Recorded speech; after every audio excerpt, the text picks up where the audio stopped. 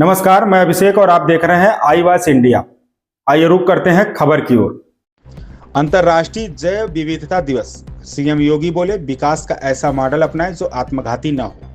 अंतर्राष्ट्रीय जैव विविधता दिवस पर मुख्यमंत्री योगी आदित्यनाथ ने कहा कि जैव विविधता के महत्व को भारत से ज्यादा कोई नहीं समझ सकता।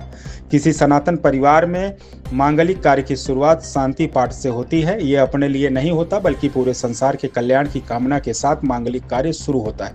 ये वेद की सूक्ति के साथ शुरू होता है। अगर मनुष्य को जीवित रहना है तो संसार के बारे में सोचना होगा। वेदों में कहा गया है कि धरती हमारी माता है और हम इसके बेटे हैं। मुख्यमंत्री लखनऊ के इंदिरा गांधी प्रतिष्ठान में आयोजित कार्यक्रम में बोल रहे थे। उन्होंने कहा कि जैव विविधता दिवस के आयोजन का उद्देश्य यही है कि प्रकृति को बचाते हुए सतत विकास को बचाया जाए। हमें विकास का ऐसा मॉडल अपनाना चाहिए जो कि आत्मघाती न हो। प्रकृति और पुरुष का समन्वित रूप ही पर्यावरण है। प्राचीन काल में हर गांव में खलिहान की भूमि होती थी। लोग खेत में आग नहीं लगाते थे, पराली में आग नहीं लगाते थे। गांव में खाद का गड्ढा होता था, कंपोस्ट के रूप में उसका इस्तेमाल होता था। हर गांव में तालाब था, उसे गंदा नहीं करते थे। सुविधा के साथ खड्ड, खलिहान और गोचर जमीन पर कब्जा हो गया। तालाब के पानी को गंदा कर दिया गया।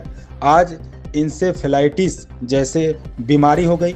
अपने लिए हमने बीमारी बुला ली।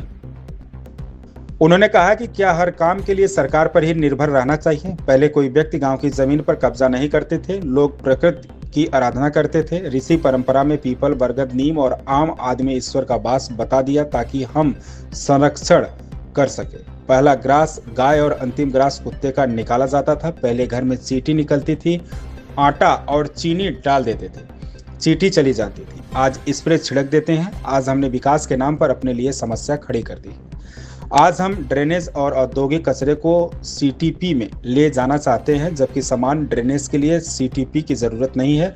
मुझे कभी कभी जीवों के अचानक बदले व्यवहार को देखकर आश्चर्य होता है।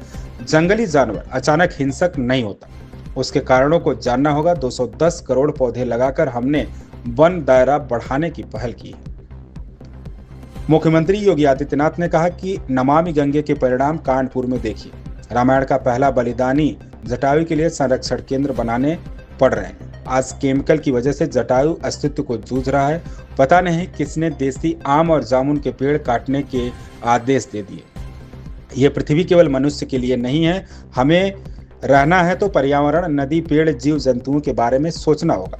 इसमें सरकार, पर्यावरणविद और आम लोगों को जोड़ने से सार्थक परिणाम सामने आएंगे। पर्यावरण बोर्ड इसमें काम कर रहा है। इस खबर में बस इतना ही। बने रहिए आई वॉच इंडिया के साथ।